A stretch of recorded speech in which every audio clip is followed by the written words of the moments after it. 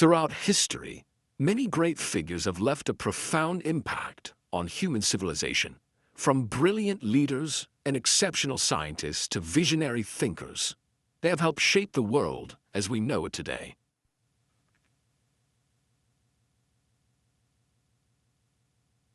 The man known to history as Mao Zedong, or Chairman Mao, was born on the 26th of December, 1893, in the village of Shaoshan in the province of Hunan in southern China. His father was Mao Yicheng, who had been raised in a family of poverty-stricken peasants. However, after serving in the CHIANG army for a few years in his youth, Yicheng had returned to his native region and begun working as a farmer. He soon acquired enough money to become a lender in the district, and this, combined with his agricultural work, allowed him to become one of the more prosperous farmers in the Shaoshan area, eventually coming into possession of about 20 acres of land. Mao's mother was Wen Qimei, a devout Buddhist who had a troubled upbringing. Her father was a poor shoemaker who drank heavily, and her mother had been his concubine. Mao's childhood was less than ideal. His father was a strict disciplinarian whose method of parenting primarily involved beating Mao and his 3 siblings if they did not do as they were told. Their mother tried to temper his outbursts, but with little effect. Young Mao developed an interest in his mother's Buddhism when he was younger, though he soon became disenchanted with religion. And when he was just 8 years old, he was sent to the local primary school in Shaoshan. Just as the 20th century was dawning, his education there was a mixture of traditional Chinese learning, centered on Confucianism, combined with the centuries-old values of the Far East, along with a sprinkling of influences from the encroaching Western world, which could not be avoided in China by the 1900s. Additionally, the young Mao developed an interest early on in history and politics. When he was 13 years old, his father arranged for him to be married to Luo Yishio, the 17-year-old daughter of another prosperous local farmer. But Mao demonstrated his rebellious streak at a young age and refused to honor the arranged marriage, causing something of a controversy in the Shaoshan area. And as a result of this disagreement, the teenage Mao temporarily left his father's farm, although he returned before very long. Mao was growing up at a time when China was experiencing momentous change. Like Korea and Japan to the east, China had first come into contact with European traders and religious missionaries in the 16th and early 17th centuries, and like then, the Chinese had quickly become wary of the newcomers and had restricted their contacts with them to 1 or 2 ports in the southeast of the country, where a tiny amount of trade was conducted. It continued like this for nearly 2 centuries, with China remaining largely closed to a world which was modernizing without it.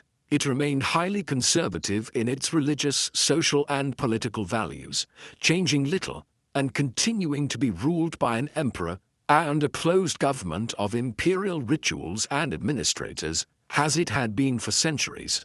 But by the mid-19th century, China again, like Japan and Korea, could no longer prevent the Europeans with their modern warships, guns, and industrial power from interfering in their countries.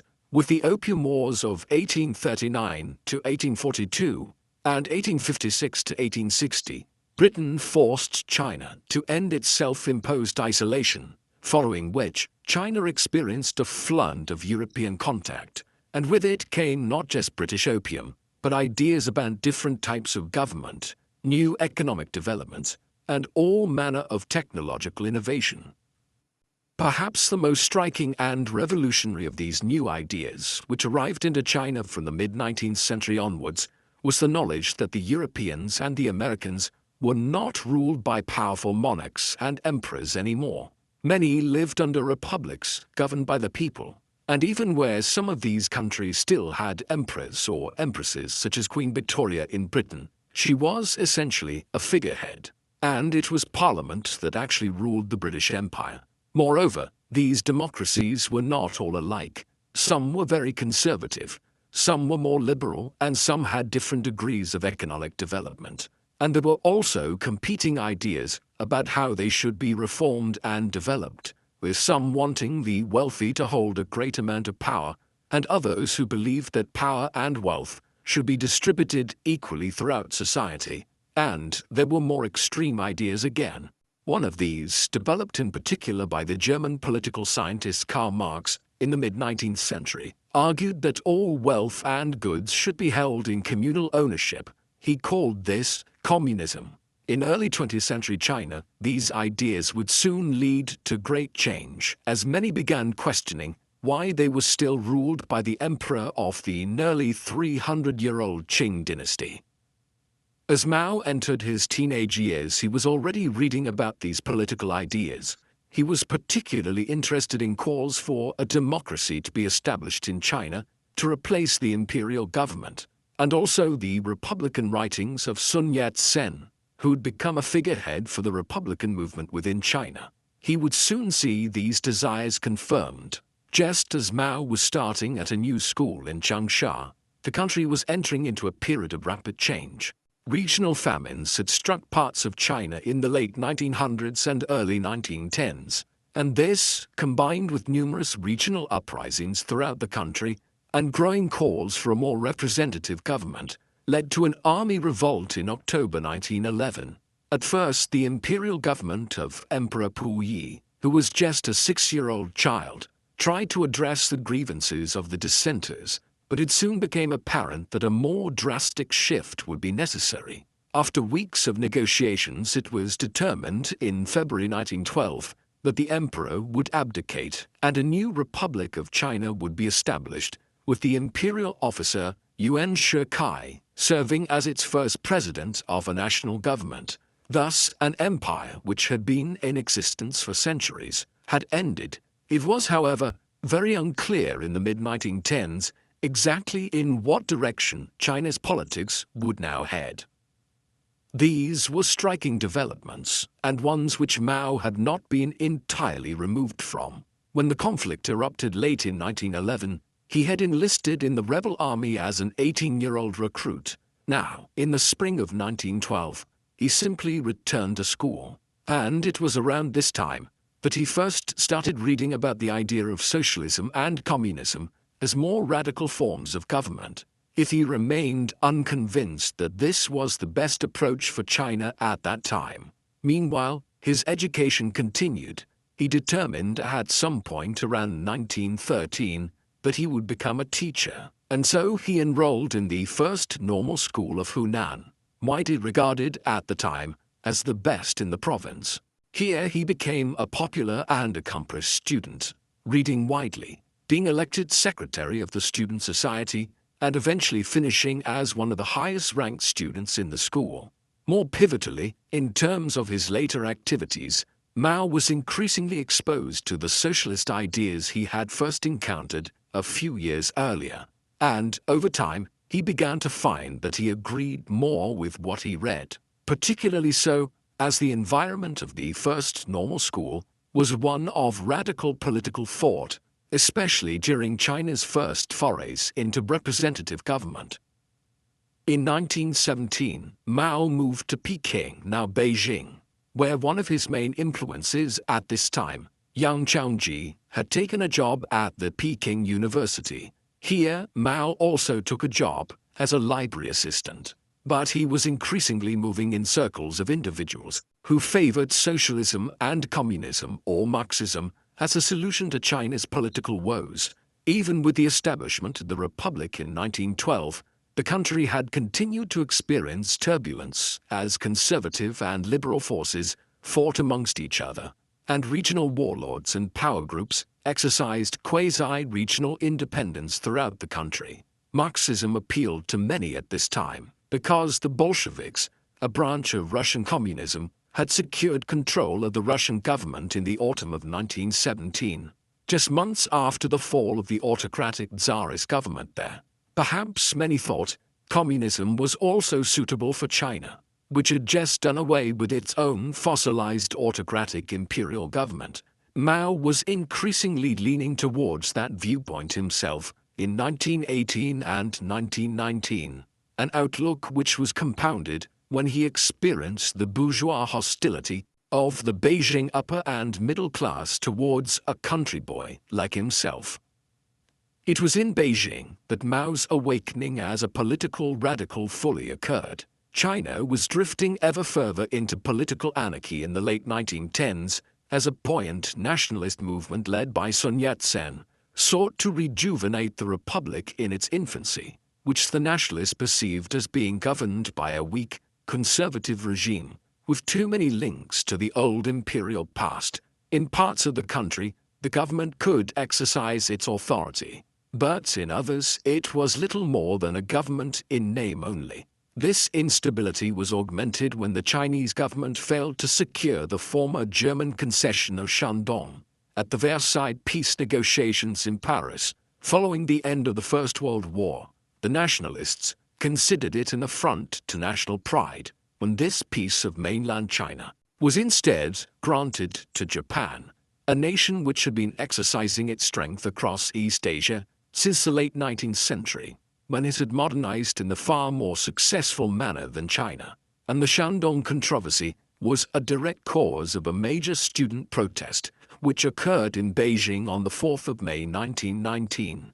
This was driven by a younger generation of political activists like Mao, who were tired of China's seeming impotence on the world stage and disordered internal politics. The movement would continue afterwards and lead indirectly to the Chinese Civil War many years later. The May 4th movement, the awakening of China's younger generations to radical politics, is generally seen as the origins of the Communist Party of China. The events of 1919 led many young Chinese people who were interested in politics to increasingly turn their backs on the Western liberals of Britain, France, and America who had betrayed them on Shandong, and increasingly to turn towards the Marxism and Leninism that was gradually winning the Russian Civil War and cementing its control over Russia. As we have seen, Mao was already interested in communism by 1919, but it was only in the months following the May 4th protests that he began to fully commit himself to it.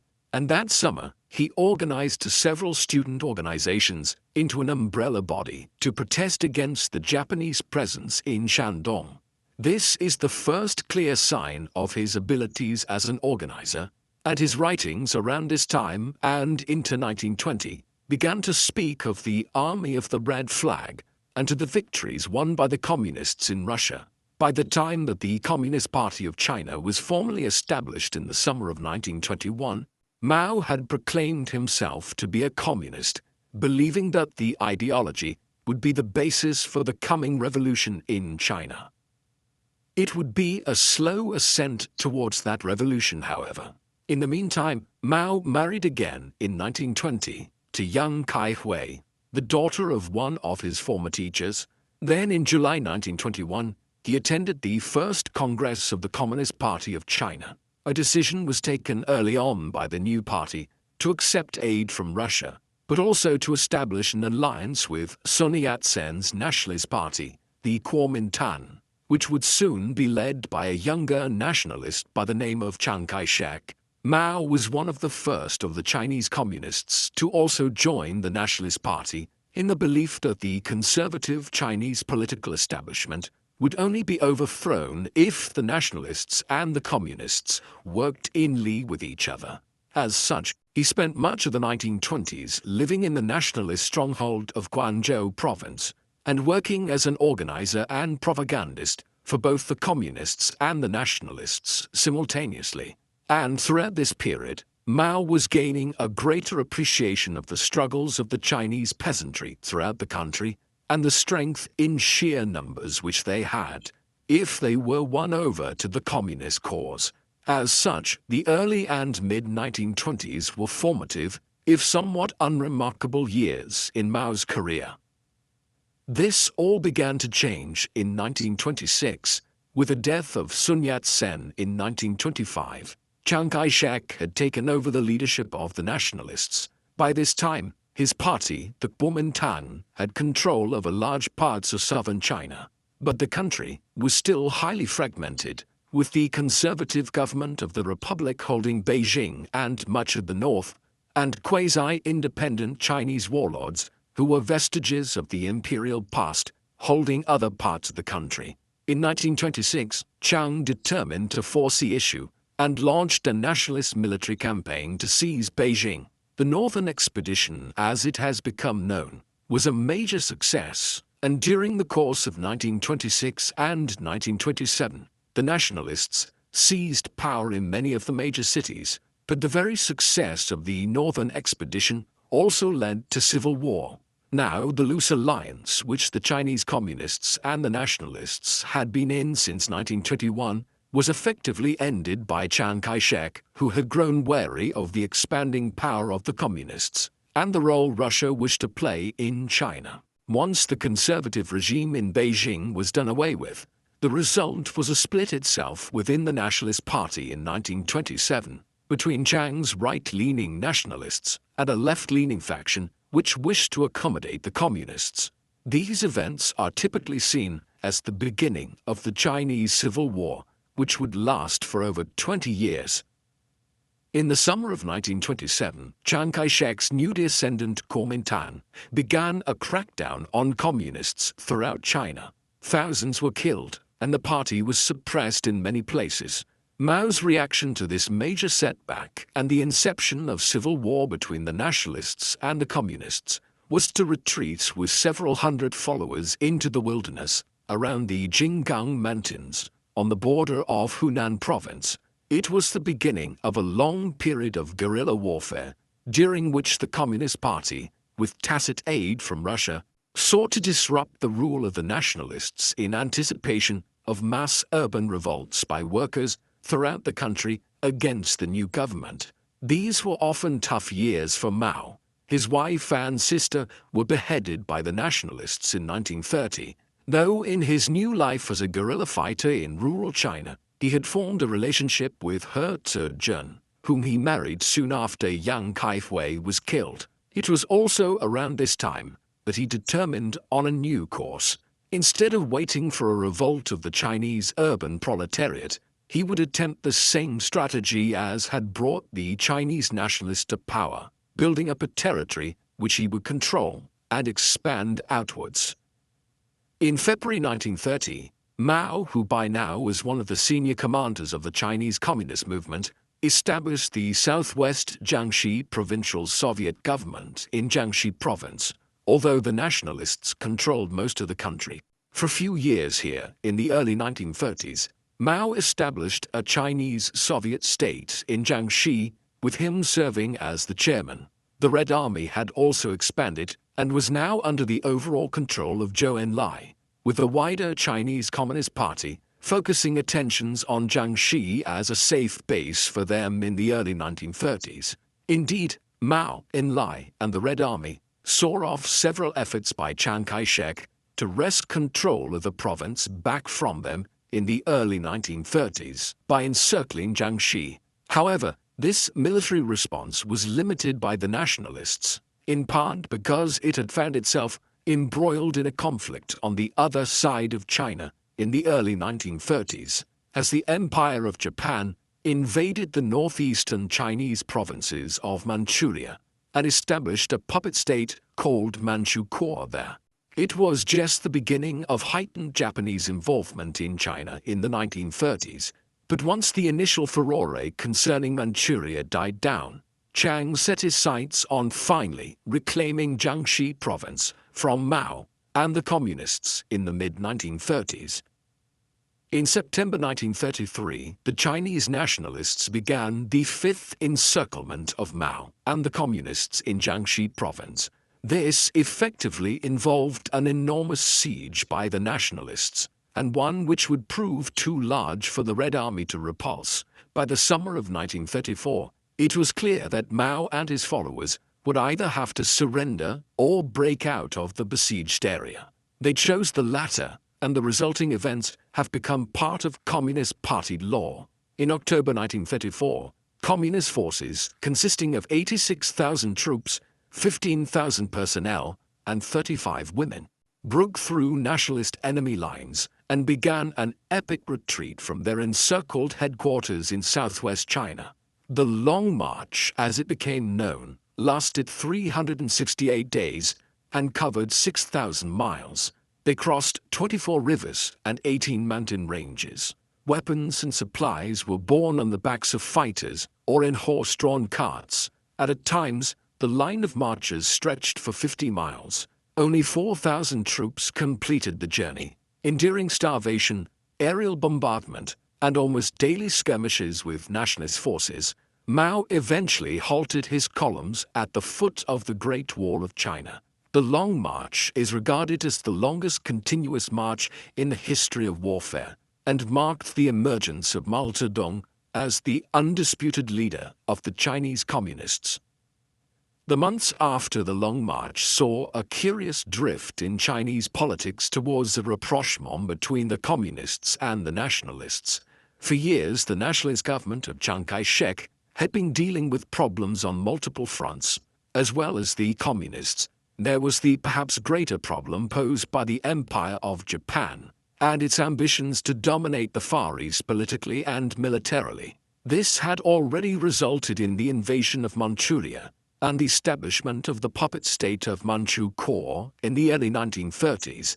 But as the years went by, it was clear that the emperor's government in Tokyo had ambitions for an even greater land grab in China. Accordingly, many within the nationalist movement believed it would be best to put aside their differences with the Communists for the foreseeable future and form a coherent opposition to the impending Japanese attack. And for their part, Mao and his followers were encouraged to do the same by Moscow. Thus, during the course of 1935 and 1936, Mao's Communists and Chiang Kai-shek's Nationalists were once again drifting towards an alliance of convenience.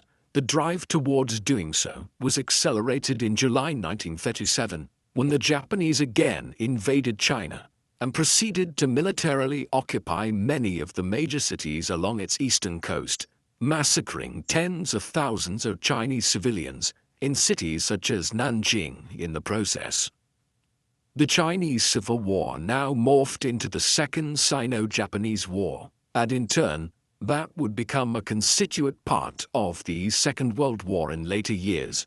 By the end of 1937, the Communists and the Nationalists were formally allied with each other again, after Chiang Kai-shek caved in to pressure to do so from within his own ranks.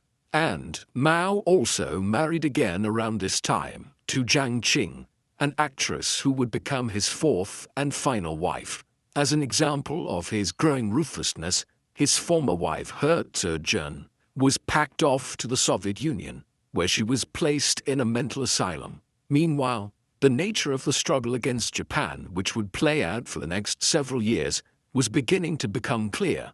The Nationalists moved inland towards central China, as the Japanese occupied the rich cities and farmland of the coastal regions of eastern China. Here, in the inland provinces, the Nationalists and the Communists would wage a war of attrition with the Japanese to the east for the next few years. And these were significant years in terms of the support Mao and the Communists enjoyed. In the course of the late 1930s and early 1940s, Mao's Red Army ballooned in size from approximately 50,000 to nearly 500,000 fighters. Thus, the war with Japan was finally creating the kind of countrywide support for the Communist Party, which Mao and the other leaders had failed to acquire in the late 1920s and early 1930s. Already by 1940, there were signs of Mao's Communists being able to win considerable victories against the Japanese occupation forces. During a campaign which became known as the 100 Regiments Campaign, in August 1940, the 400,000-strong Red Army moved against the Japanese in simultaneous attacks against 5 of the coastal provinces, attacks which resulted in the deaths of upwards of 20,000 Japanese troops, as well as a severe disruption to Japanese supply routes. Late 1941 and early 1942 brought setbacks, although the Japanese made a series of sweeping conquests across the Western Pacific, notably seizing Singapore and Burma from the British and the Philippines. from the United States, following the declaration of war on the US in December, with the surprise attack on the American Pacific fleets at Pearl Harbor in Hawaii. While these conquests initially put the Japanese in the ascendancy in Eastern Asia, the entry of Japan into the wider Second World War also ensured that the nationalists and the communists now had allies in the shape of the British and Americans, with increased military, financial, and logistical support being received. They were able to ensure that the Japanese occupation of Eastern China was never comfortable during the Second World War. As the war was grinding onwards throughout the first half of the 1940s, the Chinese Communist Party continued to grow in power, and so did Mao as its leader. The nature of the war of resistance against the Japanese favored the communists over the nationalists.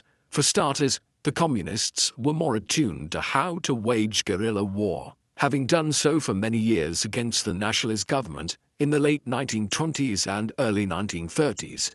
As a consequence, they were better prepared for doing so against the Japanese. And as they won a series of victories against the Japanese, the Red Army became the more attractive option for Chinese people seeking to oppose the foreign occupation. Moreover, Chiang Kai-shek's Kuomintang seemed to many to simply be the Chinese manifestation of the right-wing movements which had brought Japan into China to begin with. And as the Chinese Communist Party, or CPC, expanded in size, Mao also consolidated his control. In 1943, he acquired the chairmanship of both the party secretariat and the Politburo of the party for the first time. It was also during these war years that he began affirming that Chinese communism would have a distinctly different shape than that which had developed in Russia. Beijing would be no puppet of Moscow in future years. We would like to thank our sponsor, Atlas VPN. They offer the best VPN deal on the market. Atlas's virtual private network encrypts all your internet traffic, protecting you, your data, and hiding all your online activities. When you browse online, your location as well as your data is open to attack. But Atlas VPN works with all your devices to encrypt your location as well as all the data you send and receive, which means you can surf the internet safe in the knowledge that no one knows who or where you are. With Atlas VPN, you can get cheaper flights and bookings as well as cheaper subscriptions online. You can unlock new content from a wide range of services such as Netflix, Amazon Prime, Hulu, Disney Plus, and more. But Atlas VPN doesn't only allow you to watch your favorite TV shows and movies. It also acts as an ad blocker, blocking malicious links, ads, and trackers. It also notifies you when someone tries to steal your data by tracking data breaches related to your online accounts. So, browse the web incognito by downloading Atlas VPN today. And now, Atlas VPN is running a huge discount. It means you can get a 3-year subscription for just $1.99 a month and a 30-day money-back guarantee. Time is running out, so get your deal by clicking the link in the video description below. The nature of the war against the Japanese changed from 1943 onwards as Japan suffered a series of severe setbacks in its struggle against the United States, while its European allies, Germany and Italy, were also fighting an increasingly doomed war against Russia, Britain and the US. Once the Allies were victorious there, all their resources would be employed against the Empire of Japan. Consequently, in the final years of the war, thoughts once again turned to China's politics and who would hold power once the country had been freed from the Japanese. As early as 1940, there were serious cracks in the alliance between Mao's communists and Chiang Kai-shek's nationalists, and by 1942, open fighting between the two had broken out yet again as the Chinese Civil War resumed. It would fully erupt again following the end of the Pacific War. On the 6th and 9th of August 1945, the United States dropped 2 atomic bombs on the cities of Hiroshima and Nagasaki in Japan. Simultaneously, the Soviet Union invaded Manchuria, which Japan had occupied all the way back in 1931. As a result, within weeks, the Empire of Japan had formally surrendered to the Allies. The Second World War was over, and the Chinese Civil War once more commenced between the nationalists and Mao's communists. Mao was in a far more advantageous position in 1945 than he had been 10 years earlier after the Long March.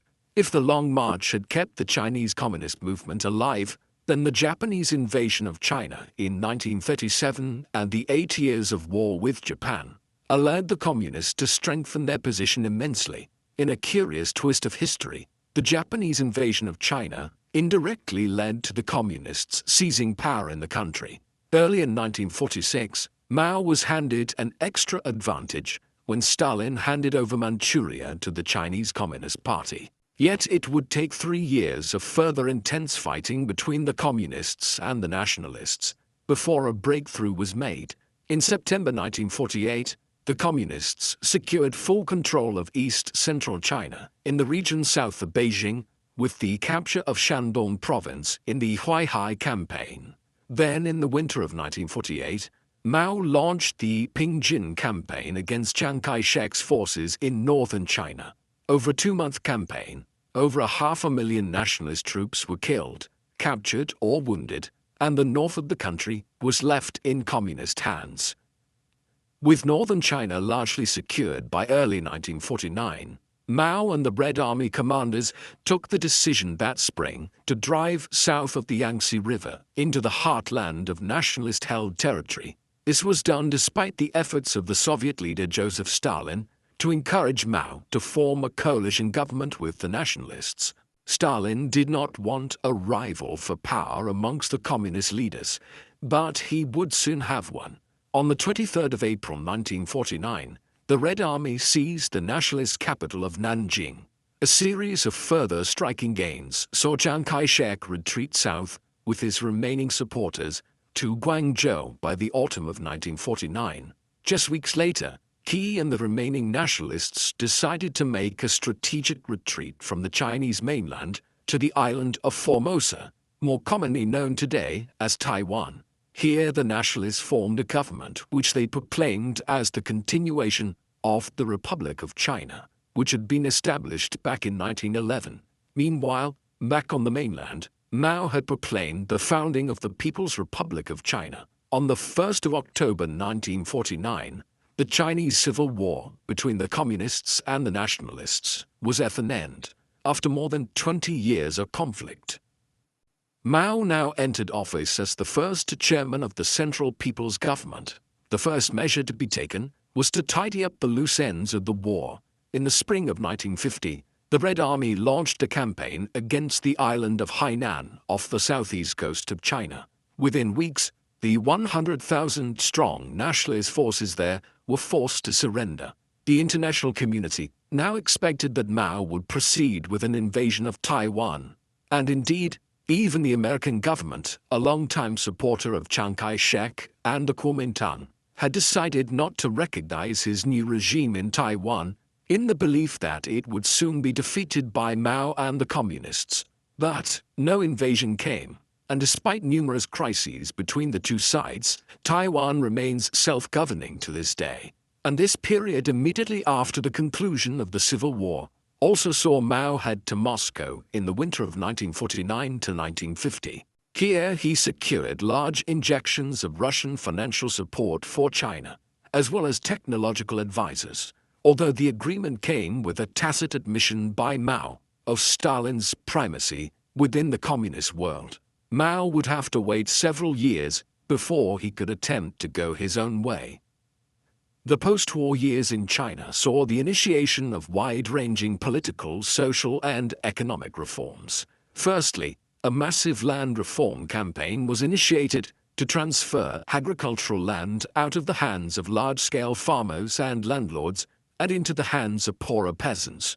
While this reduced economic inequality, it was not without violence, and there were many instances of the former landlords being attacked or even murdered across China in the early 1950s. In tandem, a huge drive was initiated to crack down on opium production and consumption across the country, a habit which was partly a legacy of British meddling into the Chinese economy in the 19th century. In the 1950s, millions of opium addicts and habitual users were press-ganged into labor reform camps. They were joined in these by the hundreds of thousands of individuals who Mao's regime branded as counter-revolutionaries, many of them being former members of the Kuomintang. And Mao also launched the new People's Republic onto the world stage by entering into the Korean War, which broke out in the summer of 1950 between a communist North and an American-backed South. Massive Chinese aid ensured that the conflict ended in a stalemate 3 years later. It also led to a split of relations between Mao's new regime and the United States, one which involved a trade embargo, which lasted for over 20 years. In the 1950s, Mao had formed a clear idea of how he believed communism should develop in China. It would be incorrect to assume that Mao Zedong was simply a powermonger who used communist ideology to secure authority in China. Certainly, he was a brutal autocrat, a fact which would become strikingly clear as his long chairmanship continued on into the 1960s and 1970s. But he had also read widely on Marxist-Leninist thought and had a vision for how communism would develop in China. In the early 1950s, that vision involved the industrial capacity of China's burgeoning cities of the East Coast and its great rivers, leading the country away from its reliance on agriculture. As Mao described it, the communists had come to power by the Red Army encircling the cities, occupied by the nationalists and the Japanese, and then absorbing the cities when they were strong enough. Now, the direct opposite was needed. China's cities would need to expand outward and bring the country closer to achieving communism, as Marx had intended it. To that end, in 1953, the first 5-year plan was initiated in China, in imitation of the 5-year plans which the Soviet Union had begun employing in Russia in the 1920s. The first 5-year plan of 1953 to 1957 was geared primarily towards reducing the reliance of the Chinese economy on agricultural output and moving towards becoming a global power through the creation of an industrial economy, with Soviet financial support and expertise provided through Russian advisors. New factories were built across the country during the plan. Farms were collectivized across China and placed under state management, and billions of yuan was spent in total on completing 595 large and medium-sized infrastructural and economic projects, including railways, major roads, and new dams, often linking parts of China with each other in ways which had never been possible before. As a result, Chinese industrial productivity increased by 128%, and steel production alone jumped from 1.35 million tons in 1953 to over 5 million in 1957. Coal extraction doubled during the 5 years, while in agriculture, yields of grain and cotton rose by over 30% during the same time period. Overall, the first 5-year plan under Mao was a tremendous success in pure economic terms, but in its success were sown the seeds of destruction, for a hubris now entered into Mao and his colleagues' thinking, a hubris which would be injected with catastrophic consequences into the second 5-year plan, or as it is more commonly known, the Great Leap Forward. On the 22nd of May 1957, the Soviet leader Nikita Khrushchev, who had succeeded Stalin on his death in 1953, delivered a speech at a regional meeting of Soviet representatives, in the course of which he proclaimed that it was his goal that the Soviet Union should catch up and overtake America in economic output by 1980. A few months later, in November 1957, at a gathering in Moscow of international communist leaders to celebrate the 40th anniversary of the October Revolution, which had brought the Soviets to power in 1917, he repeated his claim. Only now, he was even more ambitious. The Soviets would now eclipse the Americans within 15 years. Mao, who wished for China to rival the Soviet Union, and whose relationship with Khrushchev was more antagonistic than it had been with Stalin, began pondering this goal in the aftermath of the Soviet leader's speech. Not to be outdone, he quickly determined to make similar claims, and made it known that it was China's goal to catch up with Britain's economy within 15 years and exceed their production of steel and other core industrial outputs.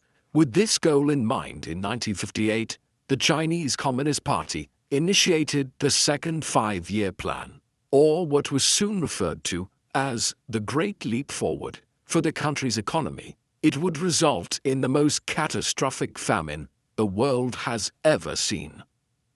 Mao believed that the key indicators of how China's economy was progressing would be seen in grain and steel production.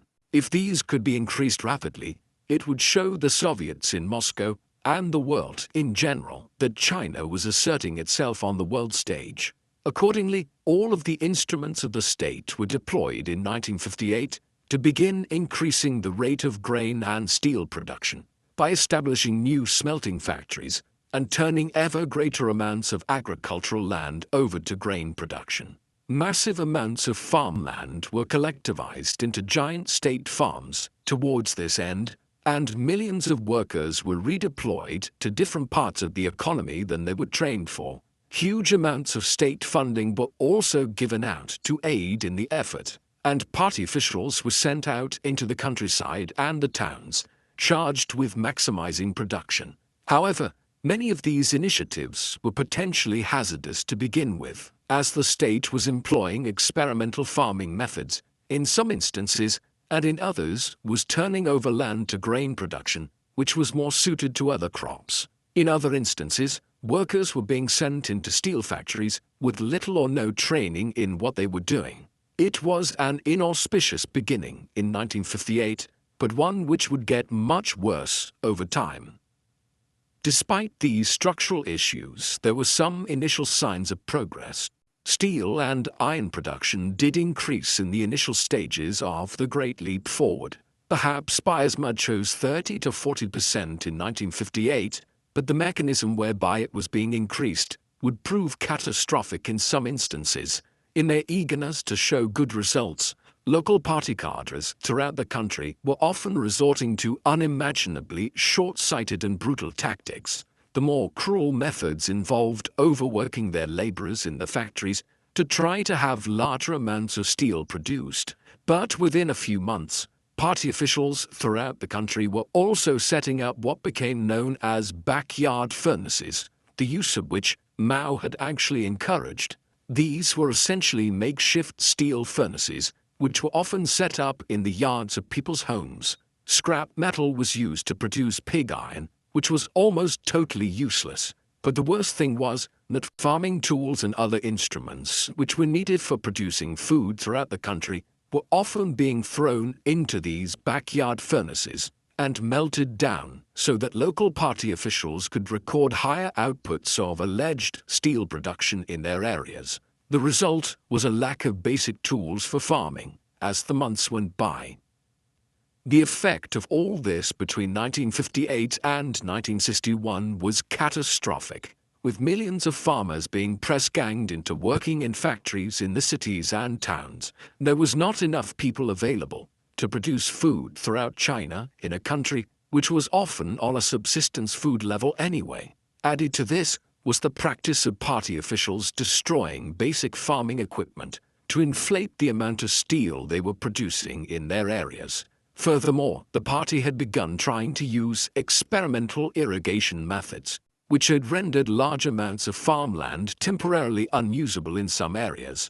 Given all this, it is unsurprising that even by the autumn of 1958, just months after the Great Leap Forward had started, there were major food shortages in some parts of the country, and this was further compounded by the fact that the government continued to export grain and other agricultural products in order to increase its revenue and also keep up the appearance that productivity was increasing. By late 1958, people in certain parts of the country were beginning to start foraging for wild foods in the countryside, and others were starving to death. This was just the beginning, though, and by 1959, grain production had fallen by roughly 15 to 20% in total across the country. There is considerable debate as to how much Mao knew about what was unfolding across China as a result of the Great Leap Forward.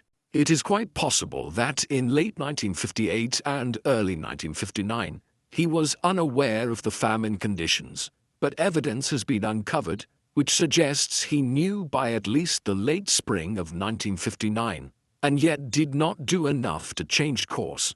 By 1960, when he delegated control of certain parts of the Great Leap Forward program to others, the Central Party members were actively trying to prevent the worst, but by then, it was too late. The forces which were unleashed in 1958 and 1959 reverberated into 1960 and 1961, and famine struck China over each of these years with varying degrees of severity. There have been many different estimates of the number of people who died in recent years, as the opening of certain archives in China has allowed for more accurate assessments, but scholars are generally agreed that at least 25 million people died in a country, the population of which was approximately 660 million in 1958. Frank Dicotta, who studied the period in detail and who saw the Great Leap Forward as Mao's Great Famine, in the title of his study of these events, suggested the death toll was as many as 55 million people. Others would suggest somewhere between 30 and 45 million, making this the most catastrophic famine in human history, in terms of sheer numbers of deaths. The second five-year plan, advertised as the Great Leap Forward, came to an end in 1962. Curiously, it was relatively underreported internationally, as much of the information concerning it was transmitted through the Republic of China's government in Taiwan or the British enclave of Hong Kong, and many foreign services believed they were exaggerating the extent of the suffering caused for political purposes. Internally, however, it had badly compromised Mao's leadership. On the 27th of April 1959, Mao's term as chairman of the People's Republic of China came to an end. Although he retained his position as chairman of the Communist Party and of military affairs, he was succeeded by Liu Shaoqi, and by January 1962, the Great Leap Forward was being wound down.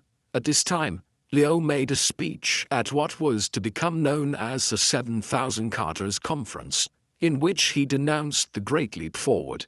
It was a very thinly veiled public rebuke of Mao, the likes of which would have been unimaginable 5 years earlier. Nevertheless, while Mao had lost some of his authority for now, he was still very much in charge. He would, however, have to govern in a more collective fashion, with figures such as Shaoqi and Deng Xiaoping, who had done much to recover the economic situation in the wake of the disastrous policies of the late 1950s.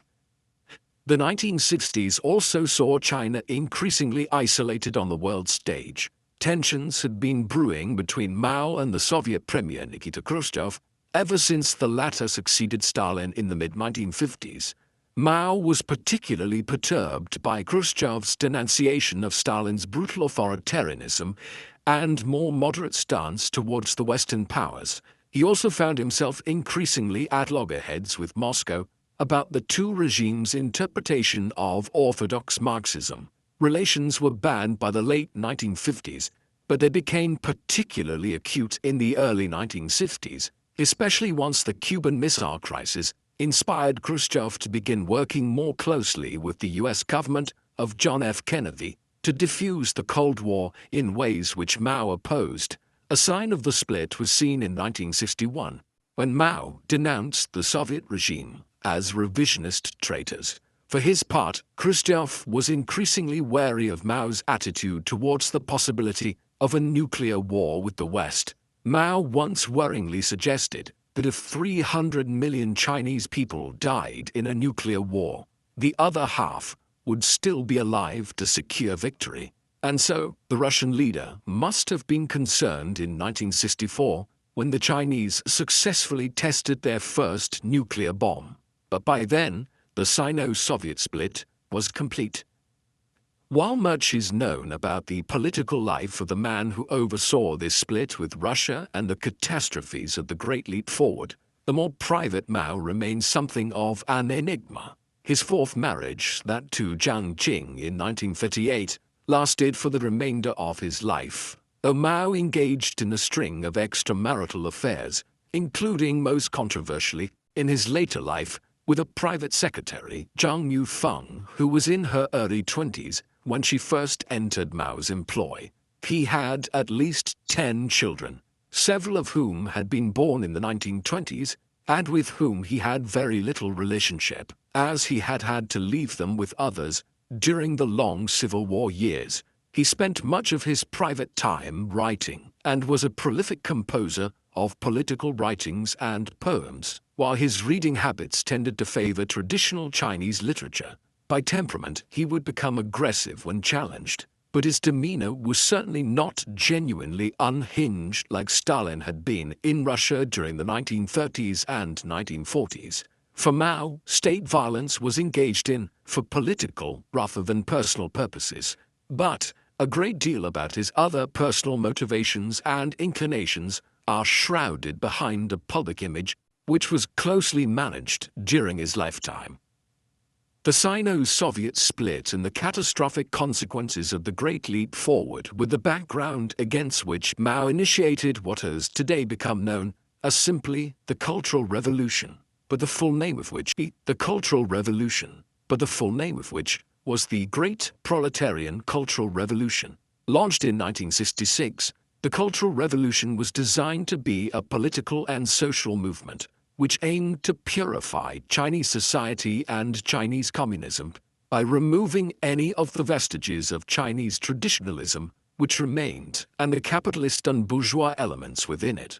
Mao claimed that a bourgeois bureaucracy had developed within the Chinese Communist Party that was leading China in the wrong direction, and this, along with communist revisionists such as those who were now in power in Russia, needed to be stopped, and a renewed dedication to the communist cause developed. In particular, Mao called on the younger generations of China, those which had been born after the Second World War, and who had never known life in China before communist rule, to bombard the headquarters, to purify Chinese society of these bourgeois, capitalist elements, and to reinvigorate the communist movement.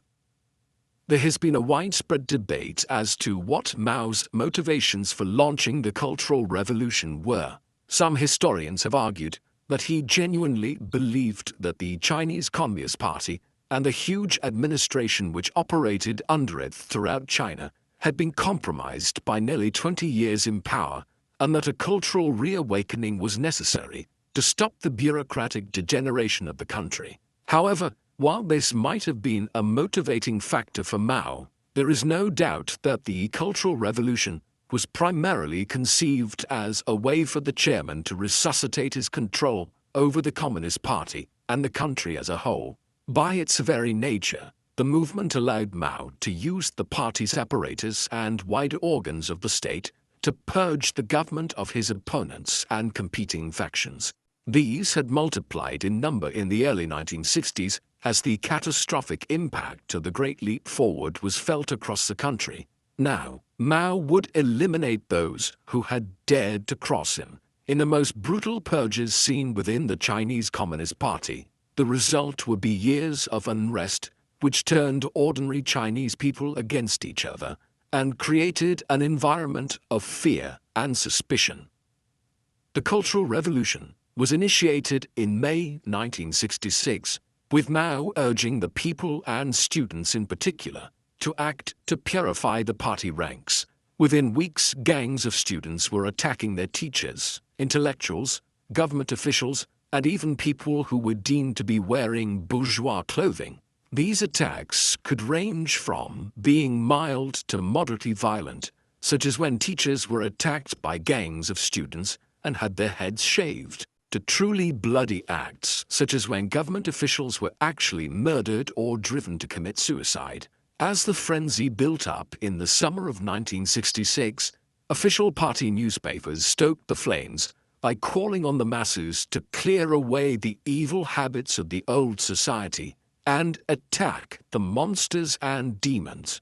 By now, students in classrooms and on college campuses across China were organizing themselves into bands of so-called Red Guards, committed to preserving the Communist Revolution and rooting out what were termed the Four Olds: old ideas, old customs, old habits, and old culture. By the early autumn, gangs of teenagers wearing red armbands roamed the streets of cities such as Beijing and Shanghai, and the unrest was so visceral that August became known as Red August.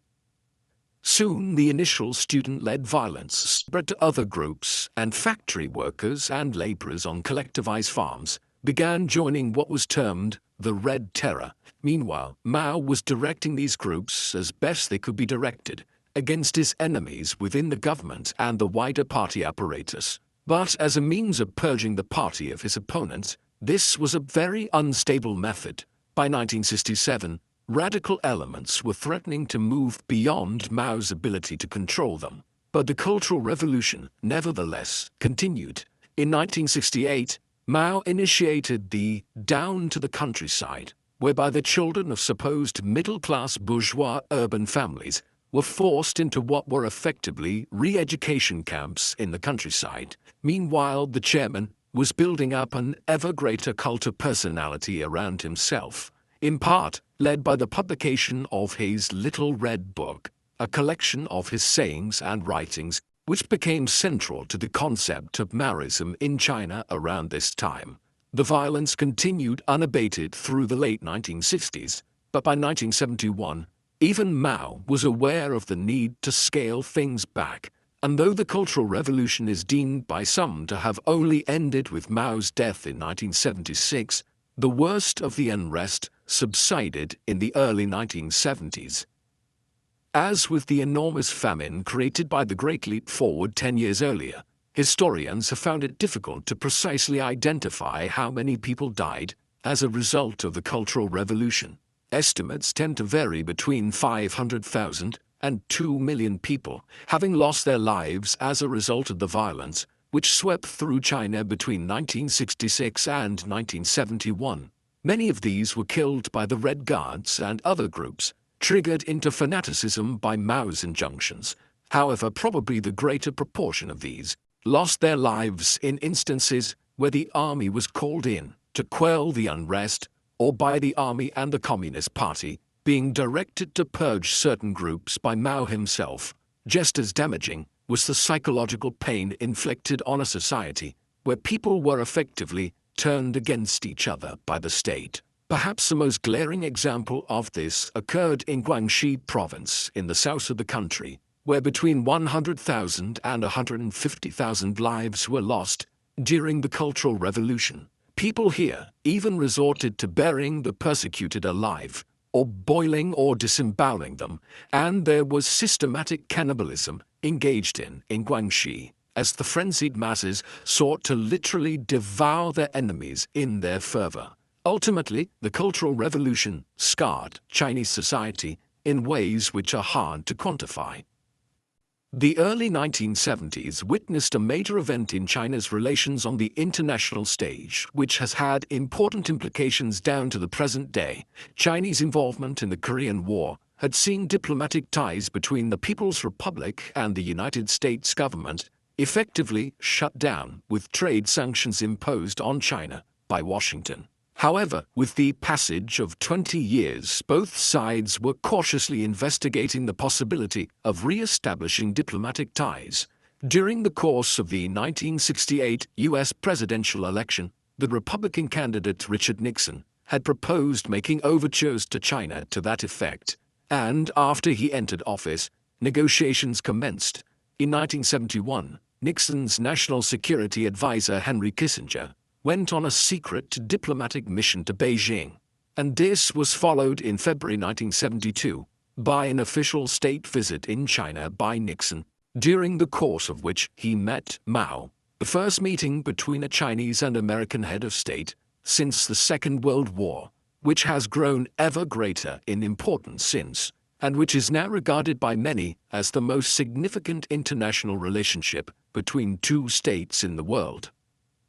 Despite the veneer of normality which was lent to U.S.-Chinese relations by the official state visit of Nixon in 1972, at home, the Chinese government continued to operate in an extreme fashion. By the time Nixon visited, Mao was nearly 80 years of age, and, owing to years of chain smoking, he was suffering from numerous physical ailments. It was due to this and the cult of personality which he had built up around himself that he allowed a number of senior Communist Party members to become immensely influential in China in his final years. These were known as the Gang of Four, which consisted of Mao's wife Jiang Qing, Jiang Chongqiao, an ultra-Maoist writer, who had come to prominence during the 1960s for his denunciation of bourgeois elements within Chinese society, a close ally of Chongqiao's, Yao Wen-yen, and Wang Hongwen, a younger political figure who had risen from within the Shanghai branch of the Chinese Communist Party to become one of its highest-ranking figures during the Cultural Revolution. The Gang of Four had done much to promote the worst excesses of the Cultural Revolution between 1966 and 1971. But, even after the most extreme period of the purges ended in the late 1960s, their influence over Mao's government continued. The last years of Mao's life and his primacy in the politics of China are hard to characterize, as competing forces were at work in the halls of power in Beijing. Certainly, Mao remained wedded to the idea of clinging to power until the very end. As a result, he continued to allow the Gang of Four and their supporters to hold considerable influence in the country. However, separately there was a growing clique of individuals who coalesced around other older stalwarts of the party, such as the former head of the Red Army and Premier Zhou Enlai, and the former General Secretary of the party Deng Xiaoping. Traditional ideological values of the party, espoused by Mao, and introduce a greater degree of professionalism into the running of the government and the economy. There was also much bitterness within the party establishment at the damage wrought by the Cultural Revolution, as individuals who had fought the Japanese and the nationalists in the 1930s and 1940s had often been purged from the party in the late 1960s, only to be gradually rehabilitated in the 1970s. Acrimony between all these groups characterized the politics of China in the final years of Mao's life, and it was he himself who was largely responsible for creating this situation. The political uncertainty of the post-Cultural Revolution period was still unresolved as Mao entered the final stages of his life. His health had further deteriorated in the mid-1970s, and he was suffering from several heart and lung ailments, the latter aggravated considerably by his chain smoking, while there were unconfirmed rumors of a considerable reliance on sleeping pills which had developed over the years. On the 27th of May 1976, he met the Prime Minister of Pakistan, Zulfikar Ali Bhutto, on a state visit, at which the last known photo of Mao was taken. But by then, he had already suffered the first of several heart attacks that occurred between the spring and autumn of 1976, and which left him increasingly incapacitated. The final one on the 5th of September left him largely unable to move, and he died 4 days later. A state funeral lasting a week followed between the 11th and the 18th of September 1976, during which 1 million Chinese people filed past his body. Today, the enormous mausoleum of Mao Zedong, housing his embalmed body, stands in the middle of Tiananmen Square in central Beijing, on the site where the Gate of China, the southern gate of the old imperial city between the 14th and the 20th centuries, used to stand. Before its destruction in 1954, it is perhaps fitting as a statement of where ancient China ended and modern China began. Mao's death occurred at a time when the older leadership of the entire Chinese Communist Party, the generation who had come to political consciousness during the May 4th movement, all the way back in 1919, was fading from Chinese life. The old leader of the Red Army, and a possible successor to Mao, Zhou Enlai, had predeceased Mao by just a few months. Consequently, Mao had appointed the Minister for Public Security, Hua Guofeng, as his successor shortly before his death. He succeeded as chairman of the Chinese Communist Party in 1976. But he would not last long. Guofeng was outmaneuvered in the years that followed by Deng Xiaoping, who became the de facto leader of China in 1978. Though Guofeng's brief period as leader was significant in arresting and charging the Gang of Four as being responsible for the excesses of the Cultural Revolution. In all but one instance, they subsequently were sentenced to life in prison under Deng Xiaoping's leadership. Elsewhere, despite his impeccable communist credentials, Deng Xiaoping quickly moved China away from its planned economy and the more authoritarian aspects of Mao's reign, setting term limits on the holding of office. It was during Deng's tenure as Mao's successor that the roots of China's economic miracle can really be found, as he opened the country up to foreign investment and expertise. Thus, in the end, Mao proved to be the impediment to China's growth, rather than the deliverer of it. Mao Zedong is one of the most contentious individuals in Chinese history, and indeed the history of the modern world. To some, he was a brutal tyrant and a mass murderer, under whose rule between 1949 and 1946, over 50 million people and perhaps as many as 80 million died prematurely, whether as a result of the catastrophic failures of the Great Leap Forward, the waves of violence unleashed during the Cultural Revolution, or government-orchestrated disasters such as the Banqiao Dam failure of 1975, which by some estimates resulted in the deaths of over 200,000 people. However, to many others, he is one of the great heroes of modern-day China, the man who ensured that the cause of Chinese communism survived during the Long March of the 1930s, the commander who led Chinese resistance to the Japanese occupation during the Second World War, and the individual who thereafter led the Red Army to victory over the nationalists. Many who focus on his achievements will also point towards the fact that life expectancy rate and living standards in China increased dramatically between the 1940s and the 1970s, and argue that Mao laid the basis for China's economic miracle, which began in the late 20th century. It is indeed striking that one individual can provoke such widely diverging opinions. There is no doubting Mao's critical role in ensuring the ascent to power of the Communist Party in China. Without Mao, the movement might not have survived the 1930s, and his leadership was also critical in the post-war period. But once he secured power, this individual, who was clearly possessed of a considerable intellect and ability, became obsessed with retaining and expanding his control of China, at the expense of lives and social stability.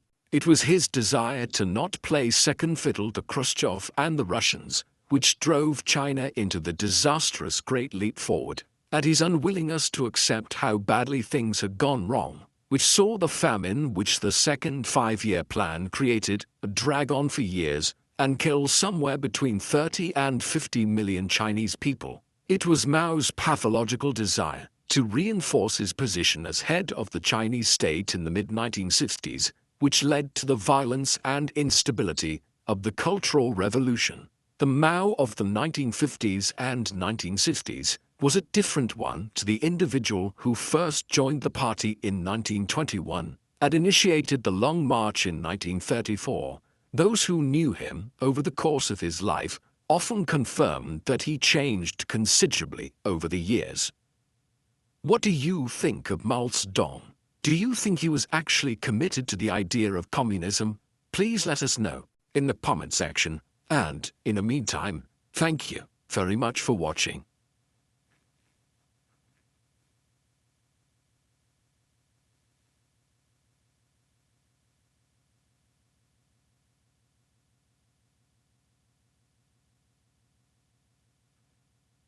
The man known to history as Chiang Kai-shek was born on the 31st of October 1887 in the town of Shiko in Zhejiang province in the eastern region of China, on the other side of Hangzhou Bay, from the city of Shanghai. His father was Chang Jiao-tsong, a moderately prosperous merchant. His father before him had found success as a salt merchant. but Zhao Zong expanded his business interests into selling rice wine, rice, vegetables and other commodities. Chiang's mother was Wang Caiyu. She and Zhao Zong had 4 children together, of whom Chiang was the third.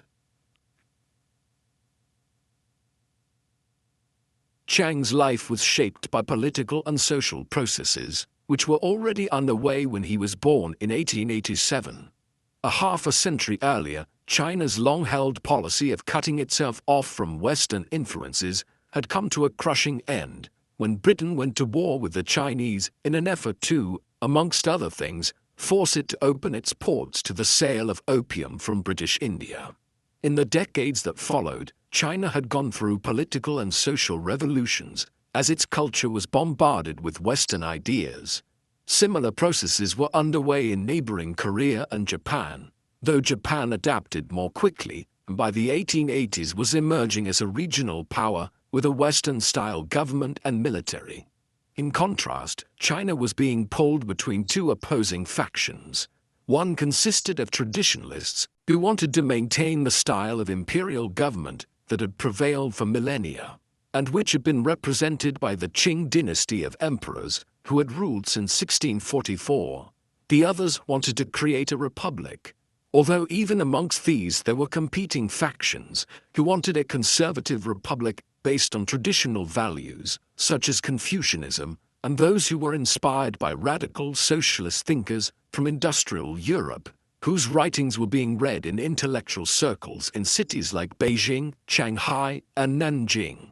The battle to reconcile these competing outlooks was the backdrop against which Chiang grew up and lived. When he was 8 years old, Chiang's father died. His mother was left largely destitute, and in later years, Chiang would speak of being left virtually orphaned at this time. Although she lived into the early 1920s, it was a difficult childhood thereafter. In 1906, he determined to take charge of his life by heading to Japan, the most modernized nation in the Far East, one which had recently managed to defeat Russia in a brief war, to acquire military training within the Japanese army. There he spent time at Shinbugako Military Academy in Tokyo. The academy was a place of learning for many Chinese students at the time, and was a hotbed of political radicalism, with many of the students looking towards the overthrow of the Qing dynasty in Beijing and the modernization of China, so that it might emerge as a revitalized power similar to Japan. One of the radical groups here during Chiang's time was a branch of the Tongmenghui, or United League, a secret society that had been founded back in 1905 by one Sun Yat-sen, a Chinese philosopher and revolutionary who had spent time in the United States and had returned to Asia determined to achieve what he called the 3 principles of the people: nationalism, democracy, and welfare. Inherent in his political philosophy was a determination to overthrow the Qing dynasty, which he not only perceived as being archaic, but also critiqued as a dynasty of the Northern or Manchu Chinese. Chiang would become intrinsically connected with Sun Yat-sen and the political movements he led for the next 20 years. Between 1909 and 1911, Chiang continued to serve in the Japanese Imperial Army, while also fostering his associations with Chinese revolutionary movements.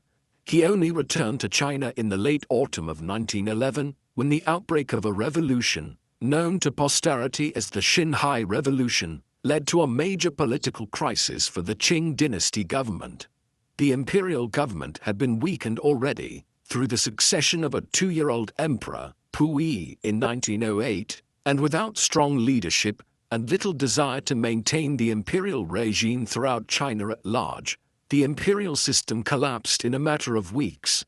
On the 1st of January 1912, a new Republic of China was brought into being, bringing the imperial system which had dominated the country for over 2 millennia to an end. Sun Yat-sen was appointed as the provisional president of the republic. By then, Chiang was active in the politics of the city of Shanghai and moved between there and the capital of the new republic, Beijing. In the autumn of 1912, he was involved with Sun Yat-sen in the creation of the Nationalist Party, a political successor to the Tongmenghui. While the Xinhai Revolution of 1911 and the creation of the Republic of China were momentous events in China's history and its modernization, they did not bring a stable democracy into being. In the 1910s and into the 1920s, the political landscape was a chaotic one, in which warlords who had formed part of the old imperial system carved out their own principalities in the provinces.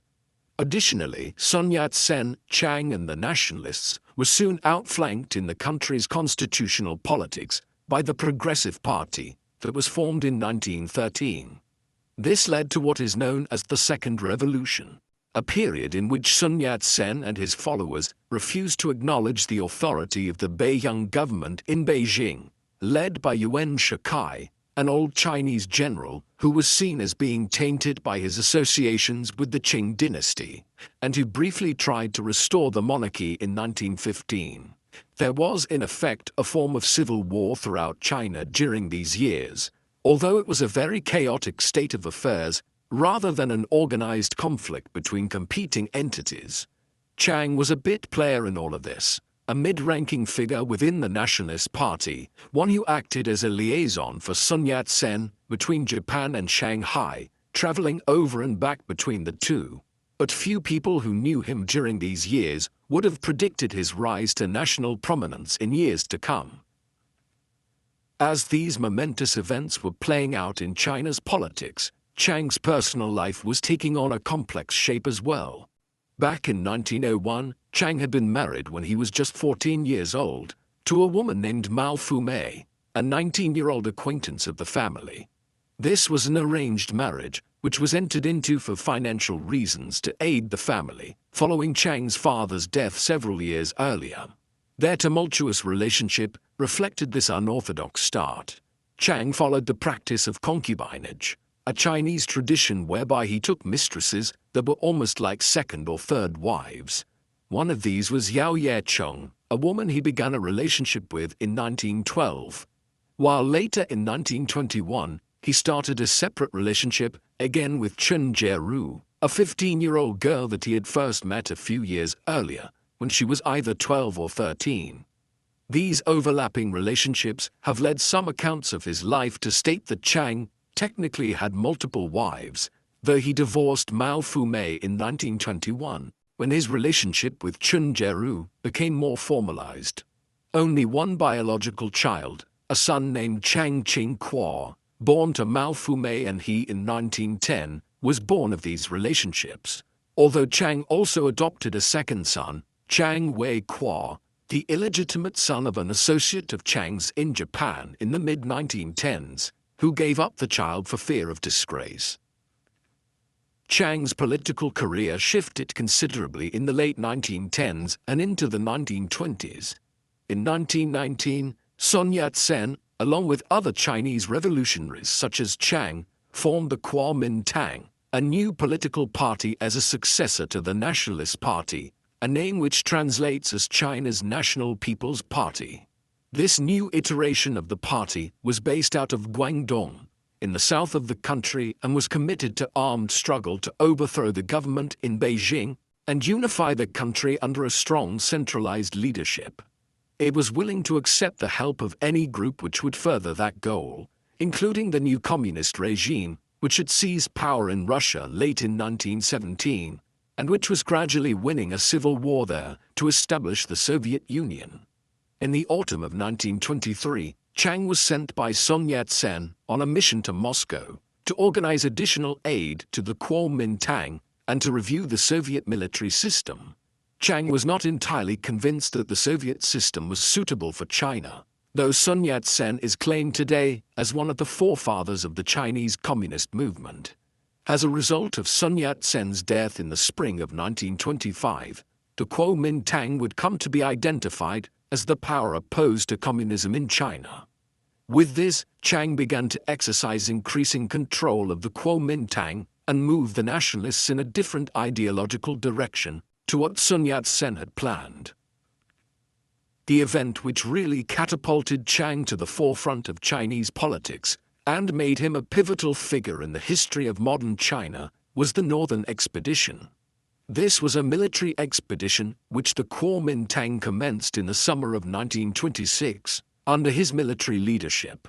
Its name is derived from the fact that the nationalists headed north from their base in the southeast of the country to campaign against the warlords that controlled the provinces in the north and against the government that operated from Beijing. When it commenced in July 1926, Chiang had less than 100,000 men under his command, a moderate force given the sheer size and population of China. A series of swift victories in the month that followed saw Chiang wrest control of the provinces of Hunan, Jiangxi, and Fujian. By the end of 1926, his forces swelled as he did so, and by the time he began his attacks on Shanghai and Nanjing in the spring of 1927, he and the rest of the Kuomintang commanders had 500,000 followers. With such an immense force, they managed to secure control of central China and established a provisional government at their new capital of Nanjing in the late spring. From here, the northern expedition would continue through 1927 and into 1928, eventually unifying most of the country under nationalist rule, after a decade and a half of division and anarchy, since the promulgation of the Republic back in 1912, but it would be an all-too fleeting victory. Chiang was the central character in creating the split in the nationalist movement, which led to the outbreak of the Chinese Civil War, even as the northern expedition was still underway. The tendency today is to view the Kuomintang as a right-wing organization, and there is little doubt that it became so over time under Chiang's leadership, albeit with socialist elements to it, even during the Civil War. However, in the first half of the 1920s, it was a much more complex and fluid political movement, one with a left wing and a right wing, as exemplified in Chiang's own mission to the Soviet Union late in 1923. These divisions became more stark in the first months of the Northern Expedition, as the left wing, led by Wang Jingwei at this time, formed a solid bloc of opposition to the right wing, which was emerging under Chiang in the closing months of 1926. This left wing was increasingly dominated by communists, who were close to Russian military advisors and politicians who were active in China. When Chiang led the campaign to Shanghai and Nanjing in the spring of 1927, the left wing formed a splinter faction that tried to retain control of the city of Wuhan, which had briefly served as the Kuomintang's headquarters in the final months of 1926. Thus, even before Chiang secured Shanghai and Nanjing in the spring of 1927, the left wing under Jingwei had already begun to splinter at Wuhan. While divisions were rife already by 1927, Chiang and his conservative allies within the nationalist movement spurred on the drift towards civil war in the weeks after capturing Shanghai and Nanjing by violently suppressing communist movements and groups within the captured cities, a campaign of repression termed the White Terror. The worst of this came in Shanghai on the 12th of April 1927, when Kuomintang military units acting on Chiang's orders began purging the city's communist groups. Similar incidents were replicated across the cities under nationalist control in the weeks that followed, and by the late summer, it was clear that the communists would have to oppose the Kuomintang leadership if their ideological goals were to survive. Hence, the Chinese Civil War began on the 1st of August 1927, when left-wing nationalists began an uprising in Nanchang, a date which is typically identified in Chinese communist history as marking the formation of the People's Liberation Army. The movement was led by figures like Wang Jingwei, Zhu De, and Zhou Enlai at this juncture. Mao Zedong was a minor leader within the initial uprisings who would only rise to the fore of the Chinese Communist movement in the 1930s. The period around the commencement of the Chinese Civil War was one of further unrest in Chiang's personal life, though it also led to lasting stability in his romantic life. Many years earlier, back when the Kuomintang was being formed in the late 1910s, he had met and begun a quasi-relationship with Song Mei-ling, the daughter of Charlie Song, a prominent Chinese businessman who had spent time in America in his youth, hence his anglicized name. The Song family became prominent in Chinese business and political circles thereafter, and Mei Ling's sister, Qing Ling, had been the wife of Sun Yat-sen for the last decade of his life. Mei Ling's family had warned her of a relationship with Chiang back in the late 1910s, owing to his wife and concubines and the fact that he was over a decade older than her. But in the mid-1920s, they began spending time together. In 1927, Chiang divorced Chung Jia-ru and ended his concubine relationship with Yao Ye-chung in order to marry Mei Ling. Thereafter, he remained a broadly monogamous husband. This final marriage of his would last for the remainder of his life, and Mei Ling became a prominent figure within the Kuomintang in her own right. They would not have children, though Mei Ling may have suffered a miscarriage in 1928. From 1927 onwards, even as the civil war between the nationalists and the communists was raging, Chiang and the other Kuomintang leaders were overseeing a period of Chinese governmental reform and expansion, known as the Nanjing Decade, so termed because the capital remained at Nanjing even after Beijing was seized. While many criticisms could be leveled at the nationalists, there was no denying that this was a period of progress in a number of important respects. The economy expanded, principally through a cooperative movement, which revolutionized the cotton industry.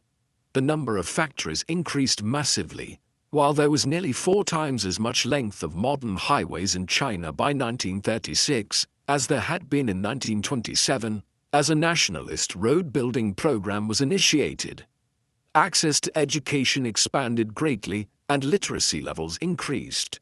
Things as simple as an effective postal system and an operational banking system emerged after decades of sluggishness in introducing such modern concepts into China. Yet there were issues. Regional famines and food shortages persisted. At the same time, while Chiang was the most powerful figure within the Kuomintang, he was far from all-powerful, and numerous factions had power ebb and flow between them in the decade following the Northern Expedition. It was clear by the time the Northern Expedition was achieving its goal of unifying much of China in 1928 that the nationalist movement was not exactly a homogeneous ideology, and various factions within it were now descending into a civil war. So what did Chiang actually stand for as a leader of the right wing of the Kuomintang? Where the communist left-wing branch was modern and socialist in its outlook, Chiang looked backwards to a more traditional view of Chinese society, one rooted in Confucianism, the philosophical religion that had shaped so much of Chinese society for millennia. He also incorporated elements of conservative imperialist traditions into his political philosophy. In this sense, he was profoundly different to Sun Yat-sen as well, a figure he claimed to be the political successor to, but who had been a modern liberal who admired figures like the British liberal philosophers John Locke, Jeremy Bentham, and John Stuart Mill Sr. and Jr., as well as Theodore Roosevelt in the United States. These views of Chiang were most clearly expressed in the 1930s in the New Life movement, a civic campaign led by the nationalists, which sought to promote Neo-Confucian values and a form of Chinese corporatism, exemplified in the Blue Shirt Society, a Chinese version of the fascism sweeping Europe in the 1930s. This raises questions as to who Chiang himself was. Much like the political movement he led, he was a bundle of contradictions. On the one hand, he presented himself as a stalwart conservative and upholder of Chinese traditions, set within a more modern China. But on a personal level, he could be erratic, violent, and oppressive towards those around him. On occasion, this resulted in him physically attacking members of his staff. Despite his support for upright behavior in public life, he was incredibly corrupt and fostered such corruption in the Kuomintang generally. These contrasting approaches were perhaps most clearly seen through his sons. His adoptive son, Chiang Wei-kuo, was sent to Germany and ended up a junior officer in the German Wehrmacht, taking part in the Nazi annexation of Austria, while his biological son, Chiang Ching-kuo, spent many years in Soviet Russia. The one thing that can be said without equivocation is that Chiang was an ultra-nationalist. One American military commentator referred to Chiang's one major publication, a book called China's Destiny, as a Chinese Mein Kampf. Such was its xenophobic portrayal of people beyond China's borders. Another thing that is undoubted is that Chiang was a reasonably effective military commander. In the course of the late 1920s and the early 1930s, he very nearly won the Chinese Civil War. By the end of the 1920s, he and the nationalists had successfully managed to wrest control of virtually all of eastern China, where the great cities of the nation lay along the coastline, from the communists, isolating the communists in regions like Jiangxi, Hunan, Hubei and Shanxi provinces towards central China. By then, Mao Zedong was emerging as a new leader of the Chinese Communist movement, though it would be the 1940s before he became preeminent. The Communist movement very nearly didn't survive that long.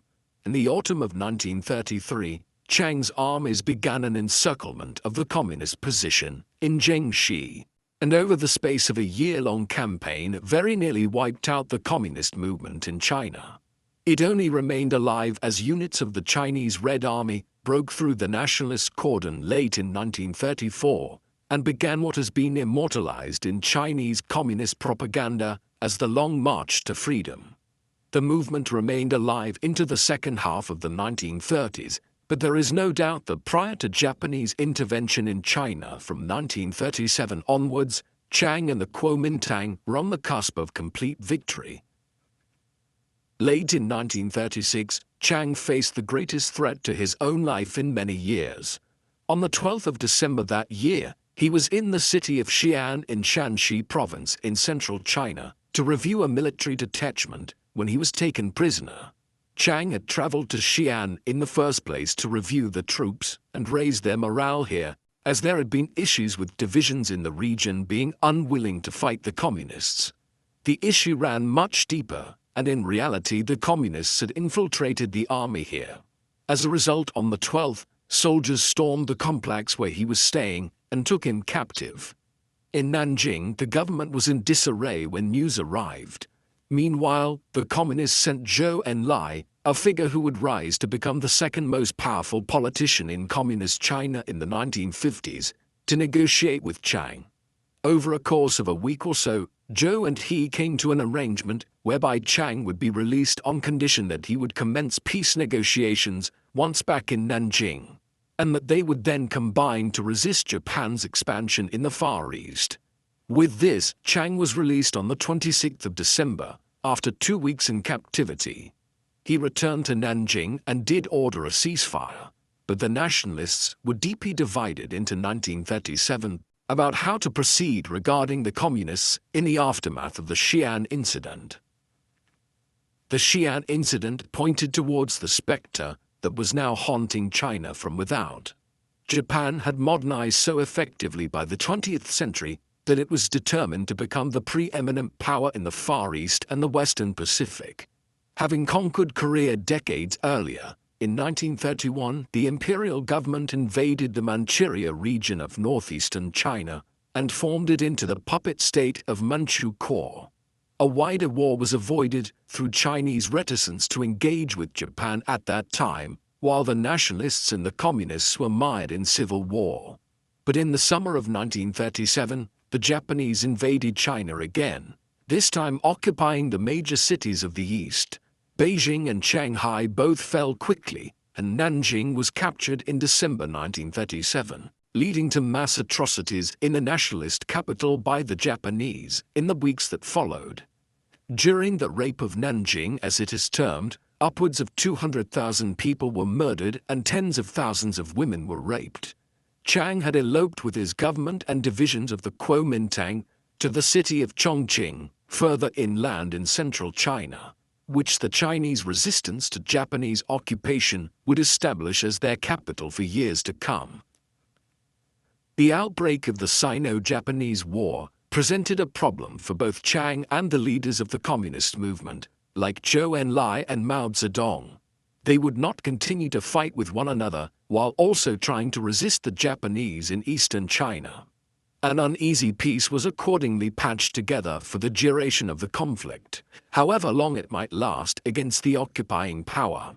An additional benefit of this was that while the communists could acquire aid from the Soviets in Russia, Chiang and the nationalists had favorable ties with the British in India and Burma, as well as the United States, which was already anxious by 1938 and 1939 about Japanese expansion in the Pacific, a sphere which America considered absolutely vital to its economic and national interests. Both Chiang and his allies and the communist leaders were in no doubt, however, that as soon as Japan was defeated, the Civil War would resume. It would be many years before that occurred. From 1938, a bitter struggle commenced, with the nationalists and the communists controlling much of the west and central regions of China, while Japan was largely content to occupy the economically more important west and south of China, where the great cities of the country lay along the course of the Yellow, Yangtze, and Pearl rivers. But the Japanese did not press westwards and attempt to conclusively defeat the nationalists and the communists was in large part because their interest was drawn elsewhere. Japan desperately needed oil if it was to have any chance of besting the United States in a war. The nearest large supply of this was in Southeast Asia, around the Dutch East Indies, and also British wells in Burma and around Borneo and Brunei in the East Indies. Supplies of oil, steel, and other resources needed for warfare were also prerequisites for Japan to be able to defeat Chiang and his armies in central China. So when the US cut off supplies of oil and steel to Japan in the course of 1940 and 1941, it left the Japanese with no option but to either risk a war with the US or else abandon its expansionist policy. The regime in Tokyo chose war and attacked Pearl Harbor in Hawaii on the 7th of December 1941. It was the salvation of the Chinese cause. Within a year, the Second World War had turned decisively against Japan and its main ally, Nazi Germany, and with America's economy transformed to focus exclusively on the conflict, war material began arriving to the Chinese in ever greater amounts in 1942, 1943, and 1944. Chiang held the office of Premier of the Republic of China in the Chongqing government for most of the war period. He had held this office periodically during the 1930s, though not without interruption. While from April 1938 he would serve as the Director General of the Kuomintang, until his death nearly 4 decades later. Therefore, while there were other rivals for power within the nationalist government during the Nanjing Decade, the outbreak of the Sino-Japanese War in 1937 allowed Chiang to consolidate his control over the government.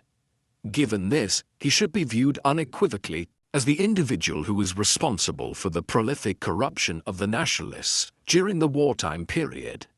Enormous sums of money were embezzled by the Kuomintang officials during the late 1930s, and through the 1940s, much of it being funding sent by the Americans and British to support the war effort. Most scholars agree that Chiang was not personally guilty of excessive corruption himself, but he turned a blind eye to it. Notably the huge sums of cash stolen by the former Minister of Finance and head of the Chinese Central Bank, Kong Xiangxi.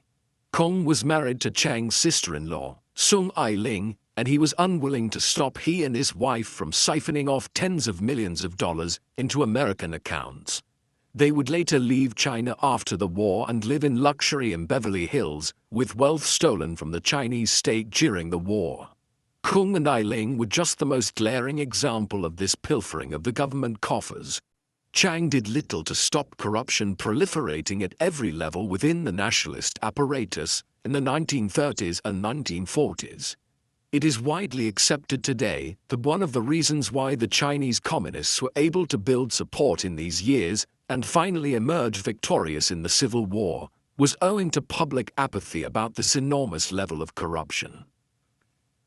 Because of his position as Premier of the Republic of China, and also owing to the fact that the Chinese, both the nationalists and the communists, were receiving the bulk of their military aid from the British and Americans through India and Burma, Chiang was the paramount figure when it came to diplomacy between the Chinese and the Allies during the Second World War. For instance, Chiang was the third senior-most figure at the Cairo Conference in November 1943, next to U.S. President Franklin Delano Roosevelt and the British Prime Minister Winston Churchill. The Soviet leader Joseph Stalin was not present. Here he pushed for a massive campaign into the Burma region, which would strike at the Japanese positions there and to the southeast towards Singapore, a project which would pull Japanese resources away from China and allow for American bombing of Japanese military targets within eastern China. Roosevelt was immensely supportive of the Chinese position and even agreed in principle to an injection of $1 billion of financing for the Chinese at the Egyptian conference. The Americans were also interested in the possibility of the Chinese overseeing Indochina after the war, being uncomfortable with the colonies of Vietnam, Laos and Cambodia returning to French colonial rule once the Japanese were defeated. This was the high watermark for Chiang's diplomacy, though. In the course of 1944, the American general in charge of the China-Burma-India theater, Joseph Stilwell, became profoundly disillusioned with Chiang and the nationalists and their corruption, believing their embezzling of money had largely caused the fall of the city of Changsha to the Japanese in June that year. Stillwell was eventually replaced, but American faith in Chiang and the nationalists withered away nonetheless. The fall of Changsha was one of the last major victories for the Japanese in China during the war. By the second half of 1944, the war had swung definitively against Germany and Japan in Europe and Asia.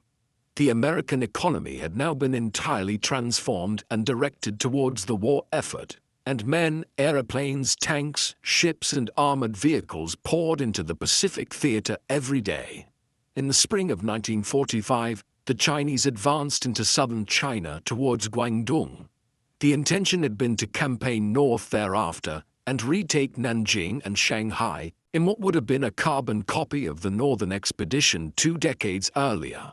But before these plans were ever initiated, the United States dropped the atomic weapons on the cities of Hiroshima and Nagasaki in early August 1945, leading to Japan's surrender a few weeks later. With this, the war came to an end in China, along with the Eastern Front in Russia and Eastern Europe between 1941 and 1945. The Chinese theater had been by far and away the most deadly theater of the Second World War, with between 15 and 25 million people being killed here through combat, Japanese atrocities, and several famines between 1937 and 1945. Despite this, peace with Japan did not bring peace to China.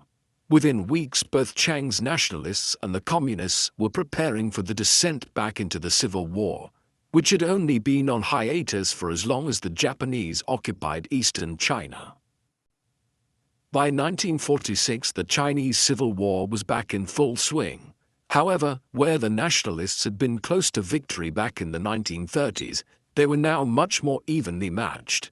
Furthermore, while Moscow was willing to support Mao's Red Army as much as necessary, the Americans were seeking a way out of the war in the Far East and sent the Secretary of Defense, George Marshall, to China in 1946 to try to broker a peace, a sign of their wavering commitment.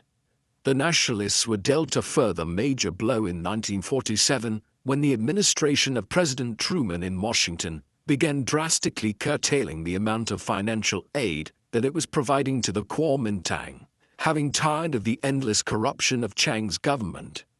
Chiang himself was elected as President of the Republic of China in 1948, following the promulgation of a new constitution.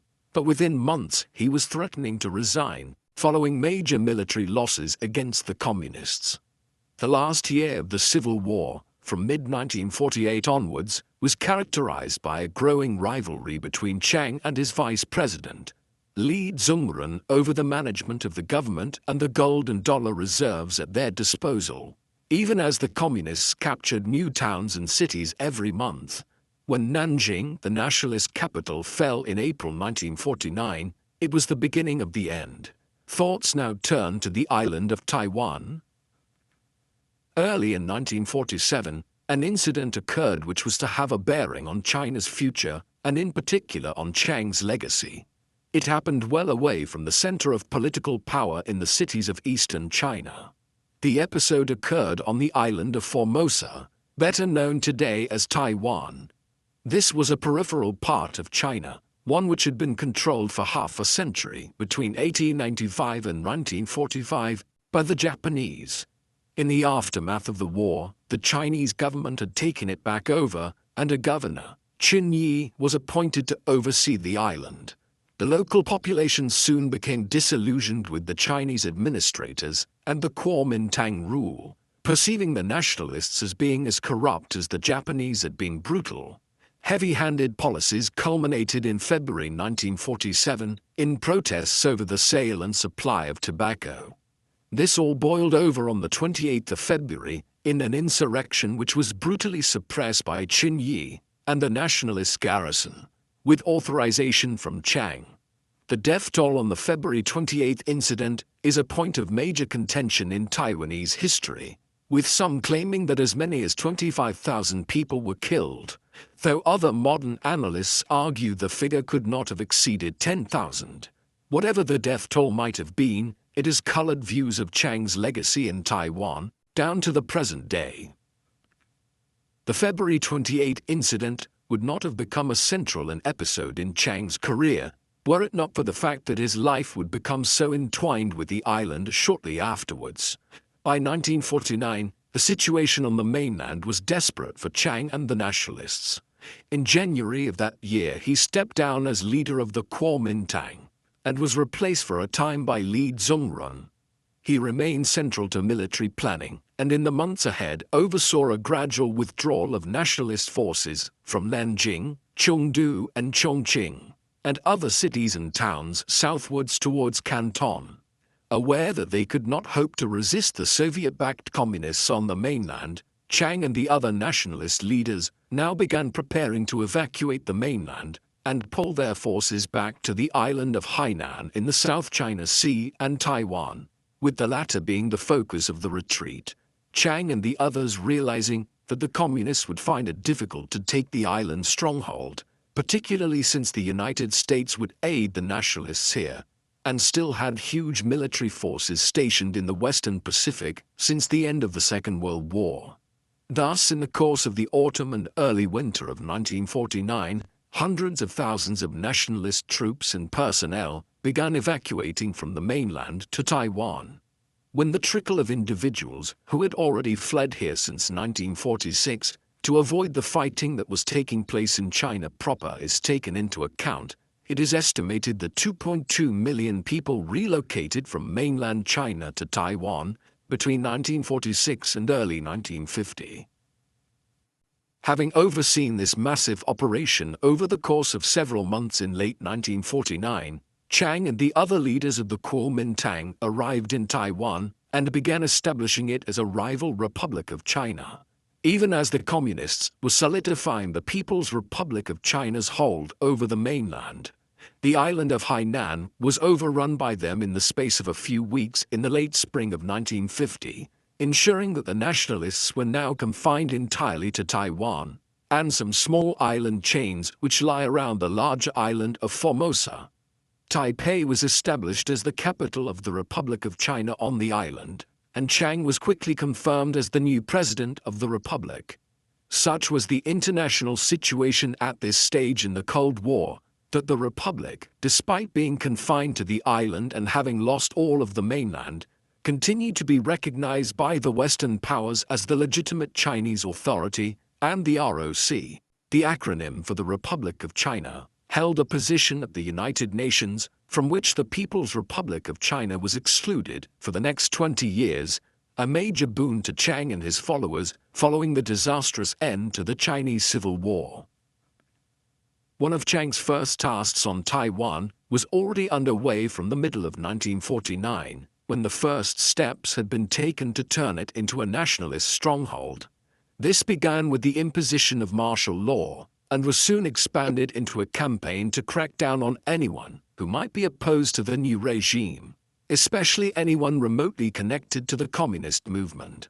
Much like the wave of anti-communist attacks launched by the Kuomintang back in 1927 during the Northern Expedition, it has come to be known as the White Terror, a campaign which technically lasted until the lifting of martial law through two measures in 1987 and 1992, but which was carried out most brutally in the early 1950s. In those early years, tens of thousands of Taiwanese people were imprisoned, while 3,000 or so were executed. Undoubtedly, some of those who were arrested and even executed were opponents of the regime. But like all such campaigns of state terror, huge numbers of people were punished excessively for only minor associations with the dissidents, while others still were entirely innocent of any crime. Many of the purges were personally commanded by Chiang against the Navy and Army, where hundreds or dozens of people were arrested at a time, ostensibly to root out communist sympathizers, though often in reality to remove any potential rivals to his rule. By the time the White Terror ended, it is believed that as many as 140,000 people spent periods imprisoned. The severity of the White Terror on Taiwan in the first years of the establishment of the nationalist government was not entirely unjustified. The communists on the mainland had not simply forgotten about the Kuomintang after Chiang led his people and armies to Taiwan in 1949. Mao and the other leaders of the People's Republic were determined to retake Taiwan, as much for the purposes of destroying a rival Chinese polity as for the actual strategic and economic value of the island itself. They had an opportunity to do so in 1949 and early 1950, at which juncture the United States probably would not have made any efforts to stop a communist invasion of Taiwan. But following the outbreak of the Korean War in the summer of 1950 and Chinese intervention in support of North Korea the following October, the US made it clear it would not look kindly on any efforts to attack Chiang's nascent nation. Nevertheless, in 1954 and again in 1958, the People's Republic began bombing some of the smaller islands in the Straits of Taiwan and seemed to be inclined to launch an invasion. On both occasions, President Dwight Eisenhower, who remains the only sitting American president to have visited Taiwan, when he did so in 1960, affirmed himself to be a staunch ally of Chiang Kai-shek, having the U.S. Senate agree to the Formosa Resolution early in 1955, whereby U.S. aid in defense of Taiwan, should it be invaded, was affirmed, while in 1954, a very direct threat was issued to Beijing that if Mao's government moved to invade, the U.S. would consider employing its nuclear arsenal against China. Unsurprisingly, the Chinese, who would not acquire nuclear capabilities themselves until 1964, backed down. It wasn't all a one-way street when it came to plans to resume the war between the nationalists and the communists. Chiang also developed plans to invade the mainland in the 1950s and into the 1960s. One of these involved the training of elite bands of insurgents by the American CIA under the terms of the Sino-American Mutual Defense Treaty, the plan being to send these to the mainland to operate alongside anti-communist elements there. A 1956 plan envisioned the mobilization of approximately 750,000 troops to invade the mainland, an enormous force in any other corner of the world, but perhaps nowhere near enough to invade and conquer mainland China. The most elaborate scheme was Project National Glory, or Project Guoguang, an initiative around 1960 and 1961 that aimed to take advantage of the chaos which had been unleashed across China by the Great Leap Forward, as Chairman Mao's efforts to have China become one of the most industrialized nations on Earth resulted in a catastrophic famine that killed tens of millions of people.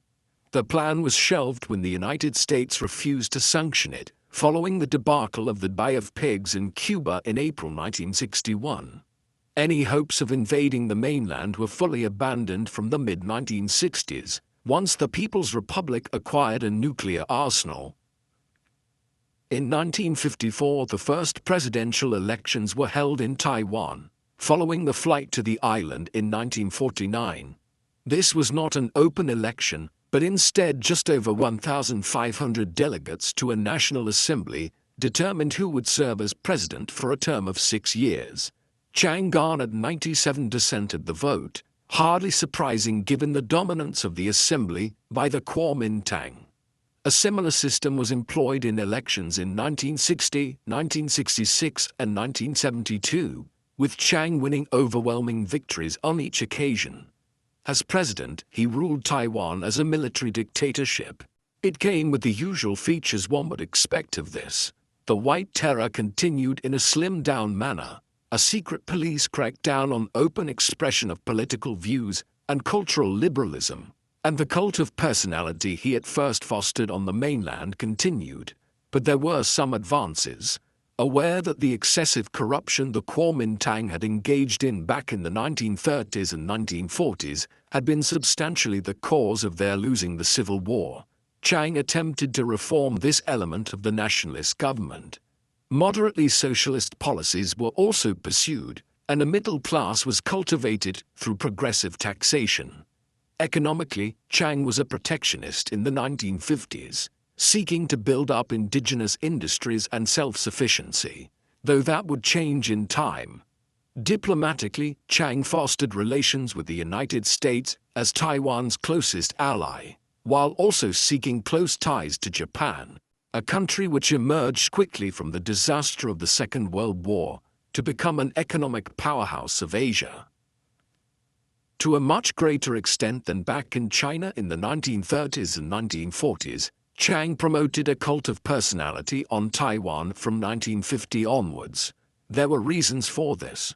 Firstly, it was to a much greater degree the unchallenged dictator of Taiwan after the flight to the island in 1949, whereas he had rivals for power within the nationalist movement back in China in the period from the mid-1920s to the end of the 1940s. This was also a period of growing dictatorial rule and personality cults in Asia more broadly, with figures like Kim Il-sung and Sung Man-rhee dominating North and South Korea from the late 1940s onwards. In Taiwan, this took the form of images of Chiang in public spaces, encouragement of people to keep images of the leader in their homes, and also the erection of civic buildings in honor of Chiang and his family. This cult of personality would persist long after his death and continue to be promoted by his son and his widow. It has only gradually been dismantled in Taiwan since the 1990s. Despite Chiang's initial economic protectionism in China, and in his first years of his rule over the Republic of China's island home, his quarter-century rule there saw Taiwan begin to enter into an economic miracle. In the 1960s and 1970s, the country experienced annual rates of GDP growth of nearly 10%. Much of this was driven initially by a commitment to creating small and medium-sized cooperatives that mass-produced goods that required little technological know-how or industrial capacity to make. For instance, beginning in the 1960s, Taiwan began to mass-produce umbrellas. By the 1970s, 3/4 of the world's umbrellas were made in Taiwan, and this was just one of many such products that the country cornered the market in. From there, it began to build technical expertise and use both American and Japanese financial aid and direct investment to begin developing more sophisticated products. For instance, the last years of Chiang's time as head of the Republic saw the first plants opened to manufacture semiconductors. Today, the semiconductor industry in Taiwan is worth over $100 billion, and the island produces 20% of the world's supply. Earlier critics suggested that the Taiwanese economic miracle happened despite Chiang's protectionist impulses. But in 1959, his government had adopted an economic reform plan that prioritized market liberalization and foreign investment.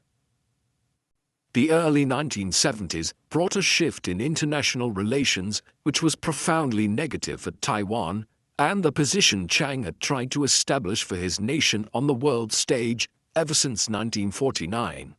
Throughout the 1960s, Western countries led by the United States have been under growing pressure from Moscow and Beijing to recognize the primacy of the People's Republic of China at the United Nations. In 1961, the communist government was admitted to the UN, meaning there were now two nations within the organization that claimed to be the legitimate government of China. In the years that followed, several Western nations shifted their stance to recognize the People's Republic as being the de facto government of China. While many of the leading non-aligned countries in the Cold War, such as India, also pressed China's case, then finally in 1971, the United States shifted its stance, following a visit by the American Secretary of State Henry Kissinger to Beijing. As a consequence, late that year, a UN resolution effectively expelled Taiwan from its position on the Security Council and admitted China as the recognized Chinese government. Then U.S. President Richard Nixon undertook a state visit to China in February 1972 to begin normalizing relations. In the end, the reality of the People's Republic controlling all of mainland China and the economic benefits which would accrue to the Western world by normalizing relations with Beijing proved decisive factors, and most countries withdrew official recognition of the Taiwanese government. Chiang was an aging man by the time that the Western powers began changing their diplomatic stance to acknowledge the People's Republic as the power that represented China on the world stage. Already into his 80s by the 1970s, he began to suffer from numerous ailments during these years, notably kidney problems and heart issues. A heart attack preceded his death from kidney failure and pneumonia at 87 years of age on the 5th of April 1975, over a quarter of a century after the retreat to Taiwan. A month of mourning was declared in Taiwan, both before and after his state funeral on the 16th of April. A huge tomb was created to house his remains. The KAI-SHEK Memorial Hall, which is located in central Taipei, next to the National Theatre.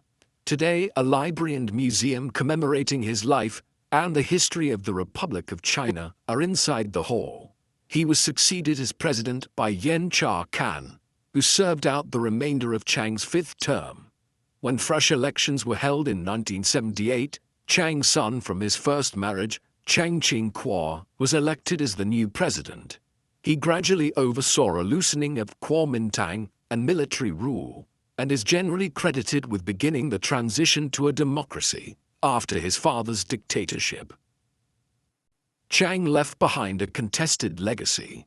On the one hand, his life's work had ensured that an alternative version of China, one very different from the People's Republic of Mao Zedong, remained alive on Taiwan. Yet its position was weak at the time of his death, and the Western world clamored to recognize the People's Republic and in the process turned their back to some extent on their Taiwanese allies. Both China and Taiwan have changed greatly since. Mao's near successor, Deng Xiaoping, set China on a course of economic liberalization and further rapprochement with the Western world. What has developed since, through the Chinese economic miracle, is a country which remains communist in the barest sense, in reality being a capitalist state with elements of a command economy, one where an autocratic government reserves the right to intervene substantially when its interests are threatened. Taiwan has become much more democratic since Chiang's time, and despite his position as father of the nation, he is ranked poorly as a leader there, on account of being a quasi-dictator. Nevertheless, while Taiwan has become a democratic nation, and China a pseudo-capitalist one since Chiang's time, the tensions between the two nations and China's desire to reincorporate what it perceives as a breakaway province have not gone away. Quite the contrary. As anyone who keeps an eye on world politics will be aware, tensions have been escalating in the Straits of Taiwan again in recent years, and China's desire to annex Taiwan will be one of the most important flashpoints in the growing rivalry. Chiang Kai-shek was one of the most important individuals in the history of modern China. For a period of half a century between his rise to the top of the Kuomintang following the death of Sun Yat-sen in the mid-1920s, down to his death in 1975, he was at the forefront of the nation's politics. For exactly half of that period, he was the leader of the nationalists on the Chinese mainland. a period which saw him lead the Northern Expedition, then nearly achieve victory over the Communists in the early 1930s, only to have the Japanese invasion occur from 1937 onwards, followed by the Second World War, a resumption of the Civil War in 1945, and final defeat in 1949. Few individuals live through such historic events, let alone are at the center of them continuously for several decades. The Encore was a quarter of a century as head of the Republic of China on the island of Taiwan. And yet, despite being unquestionably the most significant figure in the history of modern Taiwan, his legacy there is very contentious today. This in many ways reflects his career. He was an individual of enormous ability, though fatally flawed, with the corruption and the brutality that the Kuomintang became synonymous with in the 1940s, ultimately allowing the nationalists to snatch defeat from the jaws of victory in the Civil War.